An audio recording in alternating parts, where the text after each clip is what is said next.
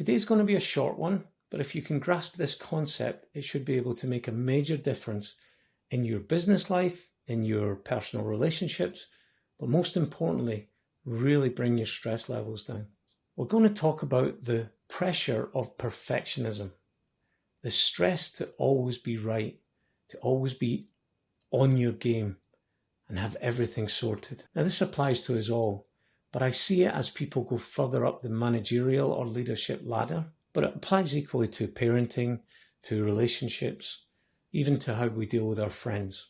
You see, when we find ourselves in a position of authority or leadership, we feel a responsibility to be perfect, to always have all the answers. And what I want to talk about today is how faked perfection is a bad thing, but authentic vulnerability is a really powerful and good thing. First, I'll explain to you what I mean by authentic vulnerability and how to use it in context. Then I'll explain to you why it's so good for your business, for your relationships, and for your health as we bring your stress levels down. We have to understand the difference between weakness and vulnerability. Weakness is what it is.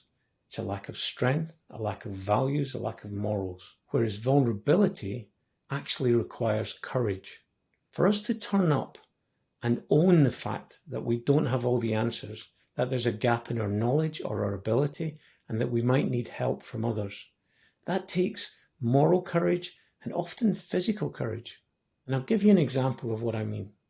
When I became a British Army officer, I moved into a completely different department to where I'd been as a soldier.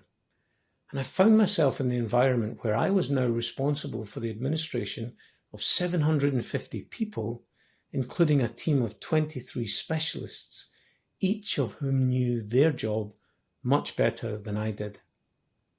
So how could I use authentic vulnerability in that situation without losing my authority? Here's what a typical meeting would sound like when I had my heads of department there. I would say, "Hey folks, I'm going to tell you what I think. Then I'd like you to tell me what you think about what I think. Then I'd like to hear what you think. Then we're going to get together and we're going to make a plan. And then I will decide that we're going to follow that plan. Does anyone have any questions?" So I did it a little bit tongue-in-cheek, made a bit of a joke of it, but everyone in the room was aware. And I say it's the elephant in the room. They knew my experience, and I knew that they knew my experience. And I just got it out there. And the end result of that was that we had many more open conversations. And I feel like we got better results. I also felt like I'd gained their respect, not by being perfect and not trying to bullshit my way through, just hand in there, guys, I don't know this stuff yet, but I'm going to use your knowledge to educate me. So that's me showing my vulnerability without losing my authority. That's one example of how you can show authentic vulnerability in your business environment. But it would work the same as when you're talking to your kids or talking to your wife. Just say, "Hey, I'm not sure how to do this, but let's discuss it and let's see if we can figure out something together." Generally, those kind of conversations go a lot better. But how can it help us with our stress? I have this theory that stress is a physical tension between our authentic selves and the persona that we feel or we want to put out to the world. And the further these two are apart, this like an elastic band between them, it creates an often chronic stress, literally a stress. And if we're living in that environment in the office, we bring it home. And now we're at home with our family and we're still giving off this negative energy. And it just becomes a devil's circle. And we end up arguing with our partners or with our kids.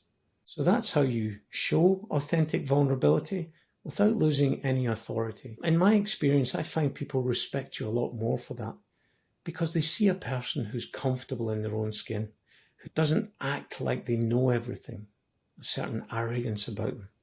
And it makes us more human.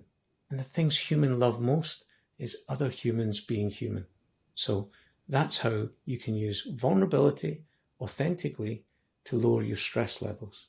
And I'll remind you of my little model where the authentic you and your public you, the closer you can get them to alignment, the less stress you will feel, just in life in general. Okay? I hope that helps. You take care.